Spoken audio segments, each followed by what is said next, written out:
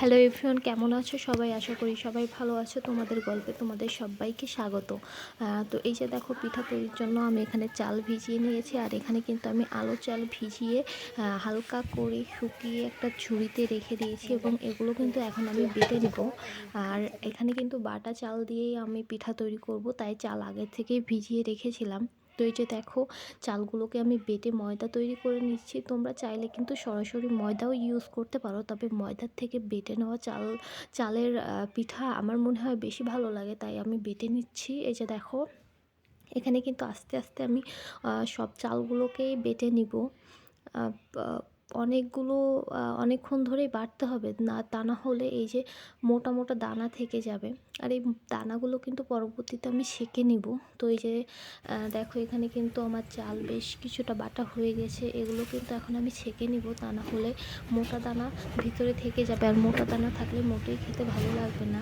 এই যে দেখো, এবার আমি মোটা দানাগুলো চেলে নিচ্ছি।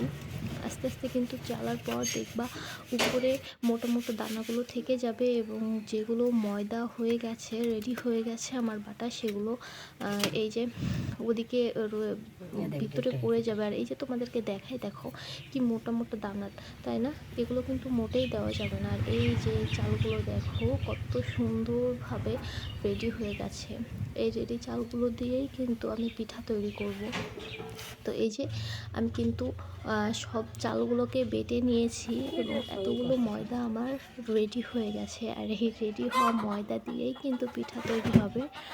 তো তোমরা দেখতে থাকো, ইনশাল্লাহ তোমাদেরকে পিঠাও দেখাবো। আর এই যে দেখেছো কত স্মুথ হয়েছে বাটাটা, একদম মিলিন হয়ে গেছে। আর এই যে পিঠাও তৈরি করা হয়ে গেছে। পিঠা যখন রেডি করা হয় তখনকার ভিডিও আমার দেওয়া হয় নাই, ক্লিপ নেওয়া হয় নাই, তাই সেই ভিডিওটা দিতে পারলাম না। তো এই যে আমার আম্মু আস্তে আস্তে পিঠাগুলো গরম তেলের মধ্যে ছেড়ে দিচ্ছে। আর এভাবেই কিন্তু ভেজে নিতে হবে। কড়াইতে তেল দিয়ে সেটা গরম করে তারপর কিন্তু পিঠাগুলো দিতে হবে, তা না হলে কিন্তু তলে লেগে যাবে।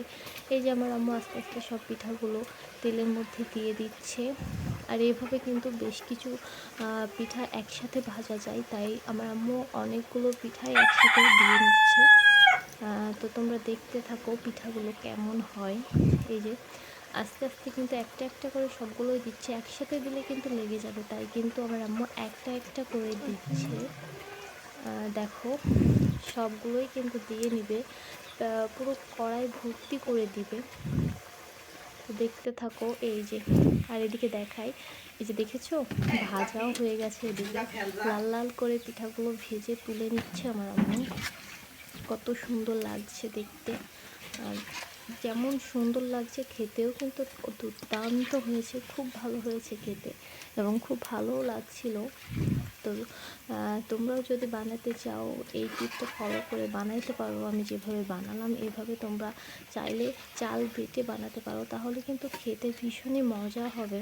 তো এই যে দেখো, আম্মু কিন্তু আস্তে আস্তে সব পিঠাগুলো তুলে নিচ্ছে অল্প অল্প করে। পড়ে যাচ্ছে, দেখেছো?